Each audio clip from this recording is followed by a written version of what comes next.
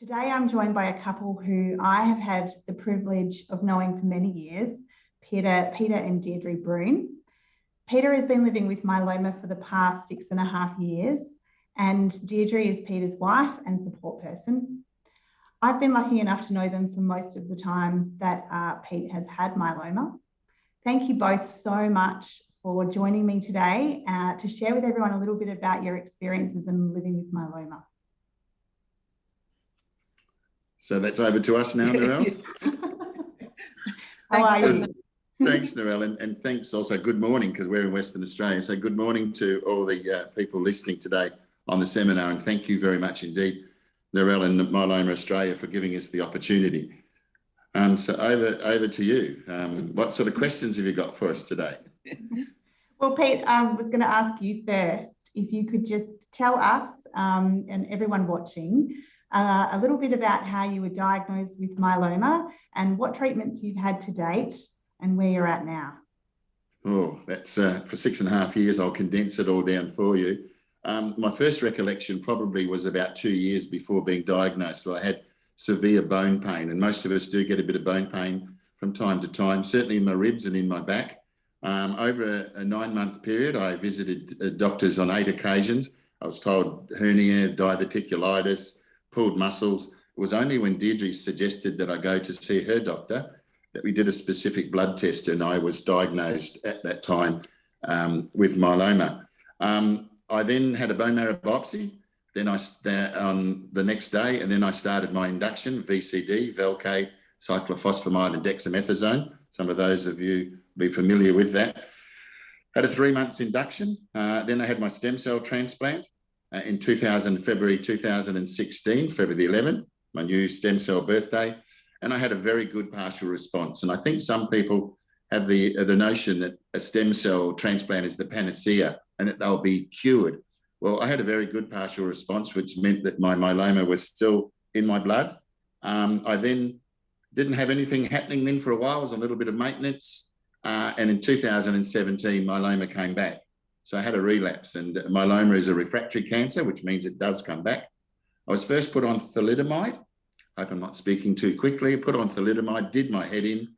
I had peripheral neuropathy, brain fog. So then I went on Revlimid or lenalidomide. I've been on that since middle of 2017, and I've been very fortunate because it's agreed with me, and not all the meds agree with all of us, but I've been in serological remission since 2018. And I've been very fortunate in the sense that I stay on lenalidomide and dexamethasone, plus the other lot of rat sack that we get from time to time. So hopefully that's answered your question. I've been very lucky. I know all the meds don't agree with everyone, and it's just finding the balance with myeloma and talking to your clinicians and asking all the right questions and finding out what those side effects of those medications do have on our body. So you've mentioned quite a lengthy process of what you've been through over the past 6.5 years, and you do have a pretty positive outlook on everything, and I know that to be true. But what have been some of the challenges or the things that you've found difficult, but also any other positives that you haven't already mentioned?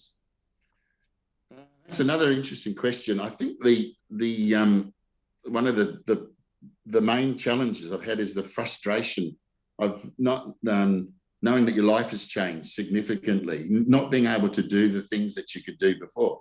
Sometimes the mind is willing, but the body is weak. And I know some mornings when you wake up and you feel a bit fatigued, or during the day you feel fatigued. And I'm sure that a lot of the myeloma, I say sufferers, but really it's warriors, that they wake up in the morning, you don't feel as chipper as you used to when you're a young buck, you know, and you wake up and you think, oh, I'd like to do that today, but really I don't feel so crash hot.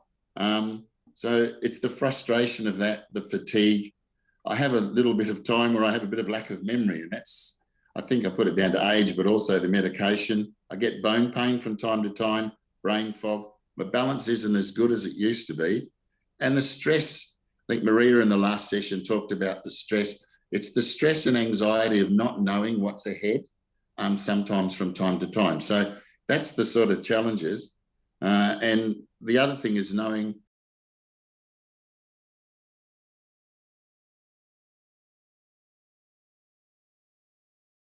get older, and some I'm fortunate, and other people aren't as fortunate health-wise as myself, and some of those meds can, a bit hard to cope with.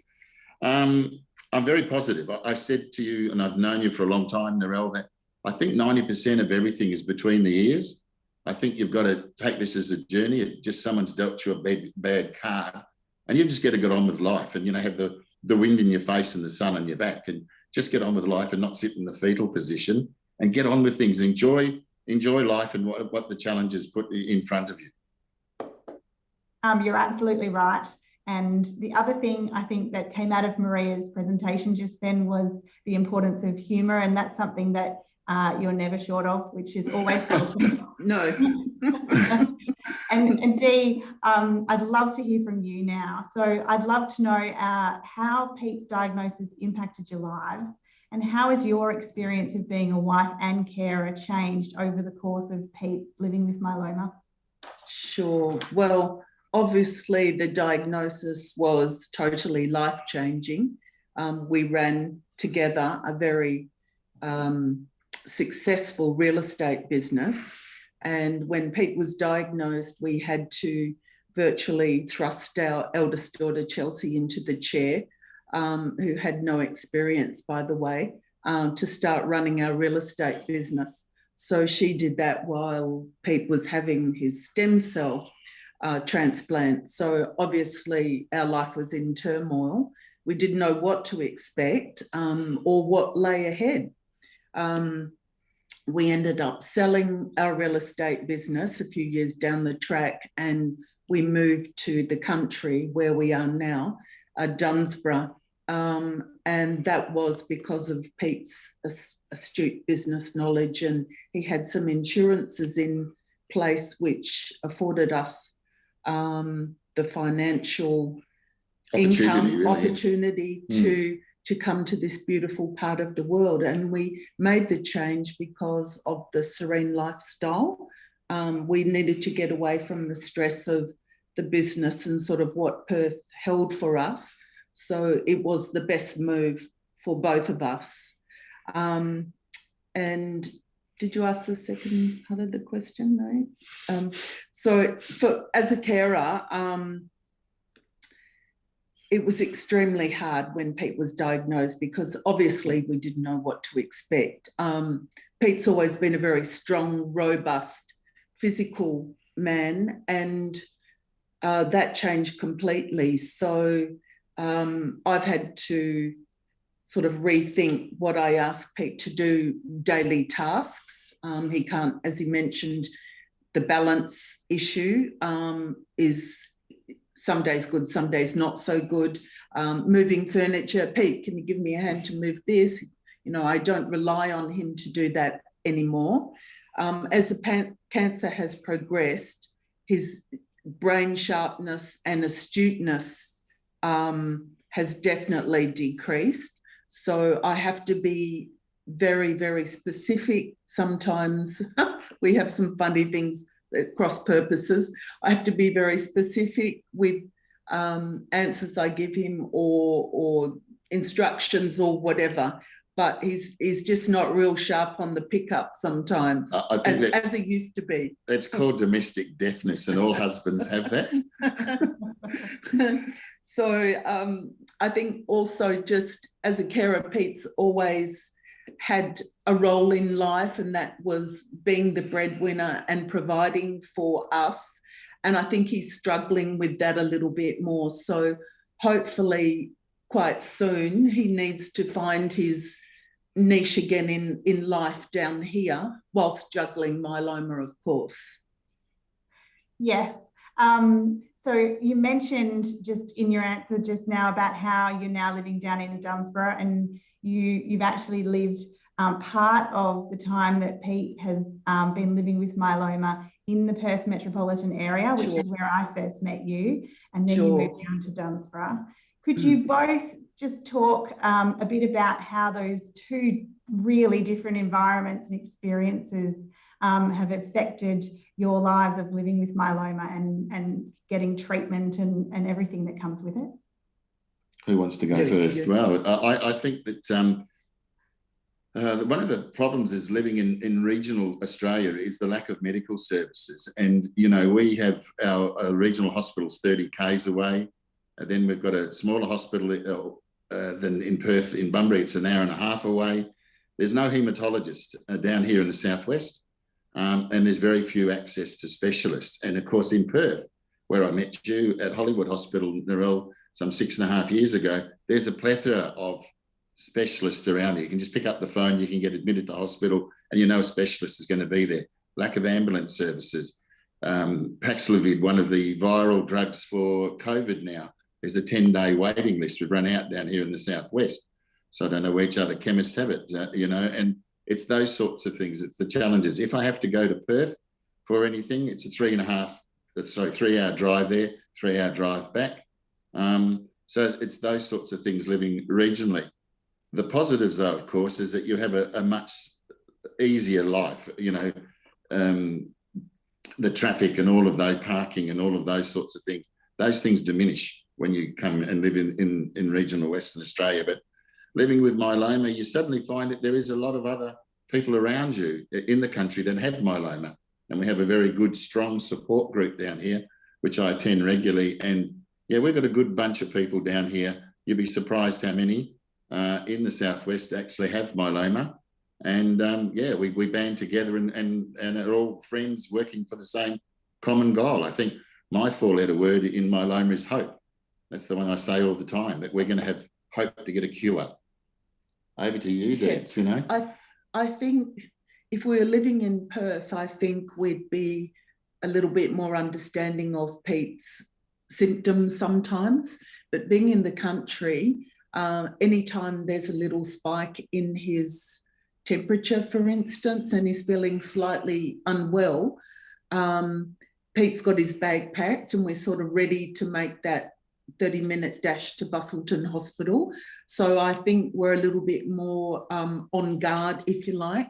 We purchased this thermometer, who actually a registered nurse said you must get one. So that actually gives us a level of comfort. And there's oxygen reading, oximeter. So we have that.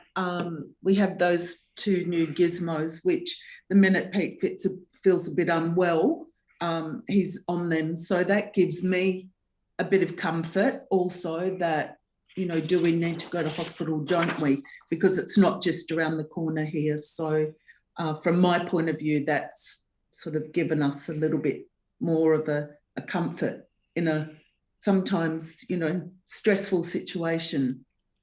Thank you for giving the audience a bit of insight into the real differences and how it can be really challenging living regionally, and the changes that you've had to make yourselves to be more vigilant, more aware, and self-reliant. So thank you for that. Now another question for both of you, and Pete, you can answer this first. It's about self-care, which I hope will become your next favourite word apart from hope. He was mentioning you were going to be spending more time doing things for yourself. So we know self-care gets talked about a lot, and it's really important for our physical as well as our mental health. So what do you do together or separately to look after yourselves? Pete, you go first. Thank you. Well, I was up in Perth only on last Monday, and I've been given the go-ahead to now start back and doing Pilates again, which I do enjoy, just not, you know, going bull at the gate like I would have done when I was a bit younger, but, you know, walking, those sorts of things as well. I know that with some of the steroidal medications, they do make you hungry, so I have to try and discipline myself. But as you know, I've said to you before, if they didn't want you to eat at night, they wouldn't put a light in the fridge. So unfortunately on dexamethasone, you know, and those sorts of steroids, they do make you a little bit hungry. So I've got to discipline myself there.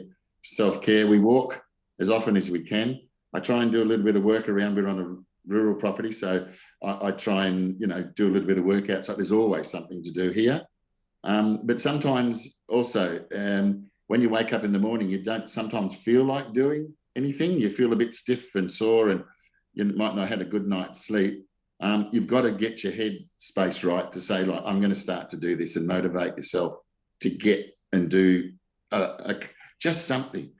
It might even just be making the bed, but just doing something for yourself and celebrate those little victories.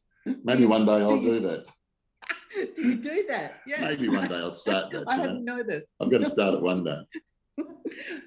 But yes, that's it. You know, we try and do as much. We're in a beautiful part of the world down here in the wine area of the southwest region of Western Australia. So, we're very fortunate in that regard. Deed, what do we do together?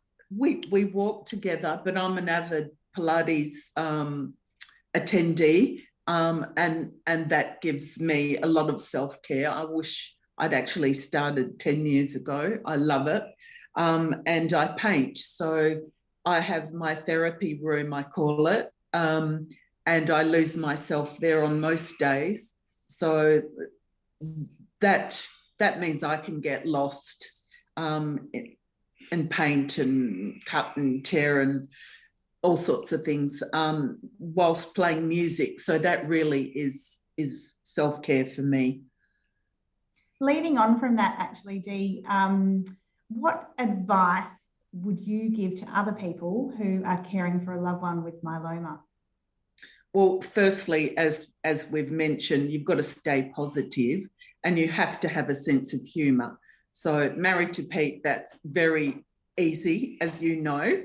But I think also you should attend all doctor's visits and medical visits and be fully across all medications and